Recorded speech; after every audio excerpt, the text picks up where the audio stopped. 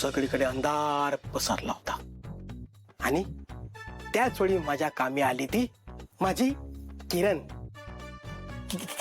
किरण बोल ना, पुढे बोल ना पटकन. म्हणजेच आशेचा किरण उगवला. आता तुम्हाला मी सविस्तर सांगतो. सारंग दादा दुष्ट लोकांच्या तावडीत सापडला होता.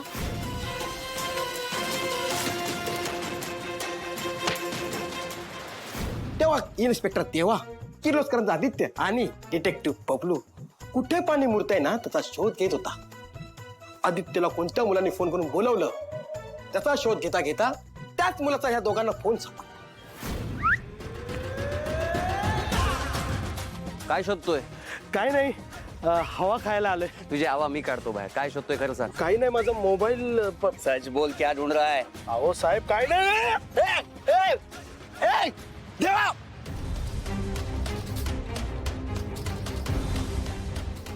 देवा इकडे. फोन सापडला. आय थिंक सो हा त्याचाच फोन असावा. ते तो का फोन घेऊन माझ्याकडे आले. मोबाईल दे. हा बघ, हा मोबाईल बघ. हा सारंगच्या केस मधला महत्वाचा पुरावा है, लेकिन ये कल से अनलॉक ही नहीं हो रहा है. कुछ करेगा? पण हा अनलॉक झालाच नाही. मग उपयोग कायचा? अरे वही बोल रहा हूँ ना, उसको अनलॉक कर. वेट. पण काय करणार, त्या फोनचा पासवर्ड मलाही माहित नव्हता. पण सारंग दादा जेव्हा कोर्टात आला तेव्हा आदित्यने शिवनीला कोर्टाच्या बाहेर जाताना बघितलं. तो मुलगा अजून ताब्यात आहे ना तुमच्या? गुड.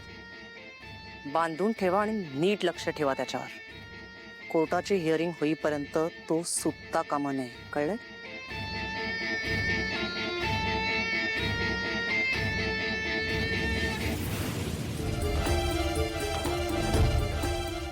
आदित्यने ऐकलं आणि त्याला संशय आला की स्वराच्या बॉयफ्रेंडला शिवनीच्या गुंडानेच पकडलंय. मग काय आम्ही पटकन बोल, पुढे बोल पटकन.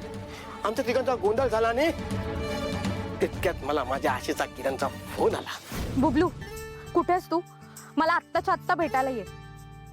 सारंग सरांच्या केस बद्दल एक महत्वाची बातमी द्यायची आहे. लवकर भेट मला. आणि हा, देवाला पण सोबत घेऊन ये. तिने आम्हाला भेटायला बोलवलं आणि स्वराच्या बॉयफ्रेंडला कुठे पकडून ठेवलंय त्याचा पत्ता दिला आणि आम्हाला तिघांना स्वराचा बॉयफ्रेंड सापडला. याच गोडाऊन मध्ये ठेवलंय त्या मुलाला. अच्छा, पर तेरे को कैसे मालूम?